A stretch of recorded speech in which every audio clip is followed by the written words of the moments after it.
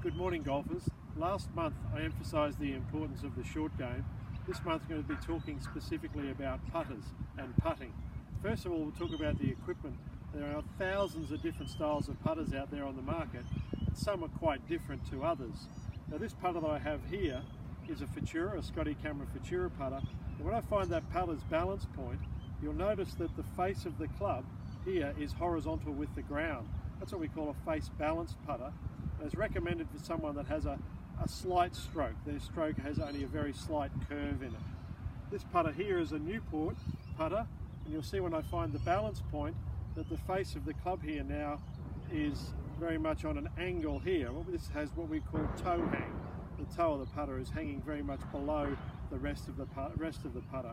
And this putter is designed for someone that has a stronger arc in their putting stroke. And that's more of a personal preference. It's not something that we necessarily teach, but we do recommend if you have a slight arc, you move towards a putter that is more face balanced like this one, or if you have a stronger arc, we look towards something that has more toe hang like this. Now, there has been an increase in the use of these mallet style putters on the US Tour, and that's not just for the reason of the slight arc, but also these have a much higher MOI, a much higher moment of inertia. Without going into any detail, it's far more stable, has a greater resistance to twisting. And we are seeing a larger percentage of the tour players now using these putters. So that's another reason why you might look towards one of these styles of putters. On top of that then is the actual fitting of the putter, so the length and the lie angle. So it's very, very important that in your address position here, that your eyes are as close to possible to being straight above the target line. If the putter is too short, then the tendency is to have your eyes outside the target line like this, and the heel of the putter will come up off the ground. If the putter is too long, which is what we see on a very regular basis, then your eyes, you can see here, are very much inside the target line and promotes a more aggressive arc this way and this way. So it's very important that you have a fitting professional help you with the selection of your putter, not only from the style, but also from the length and the lie angles point of view. Very important that the sole of the club is square to the ground. We don't want to see the toe of the club right up off the ground, or with a very short putter, seeing the heel of the putter off the ground there like that. Now, to help to get you into a good posture position, you can practice this at home. It's a good idea to put your head on the wall and put the toe of the putter at the bottom of the wall on the floor. Then your eyes are going to be in a very, very good position at address, and then just letting your arms hang, you'll be able to tell whether the current putter that you have is the correct length, or whether it's too short, or whether it's too long.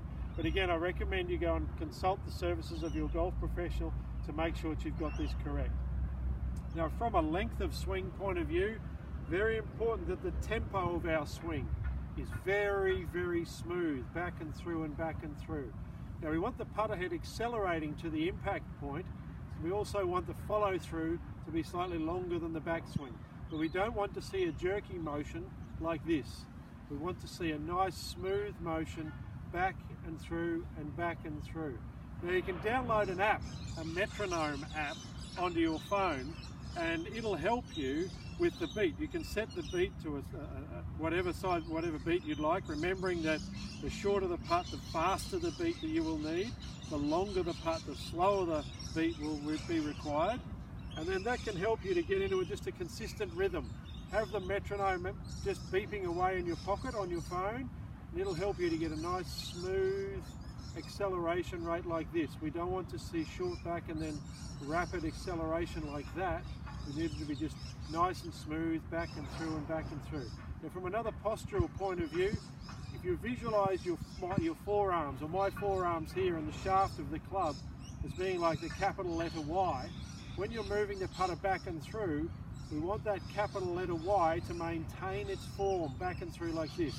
We don't want to see the tail of the Y wagging like this, a very, very common fault that we see. So we keep that capital Y maintaining its form, back and through like this. You can see the rotation or the motion here is coming from my shoulders. It's not coming from my wrists and my hands. Now, another postural issue, before we close right here, again, you can practice this at home in front of the mirror. We see a lot of people in their address position, their eyes might be over the ball, but the hands are really, really quite low here. and you'll see a distinct angle between the shaft of the golf club and my left forearm here. It's recommended that at address from where you are there, you can see that now my left forearm and the shaft of the club are in a straight line. So that can work just back and through this way. We don't want to see the hands right down here like that, creating this angle in here. So some more practice that you can do with that at home, getting yourself into the mirror, adopt your address position, then look up to see if you've got that straight line between your left forearm and the shaft of the club. I hope you find that helpful this month, and I look forward to talking to you again next month. Bye-bye.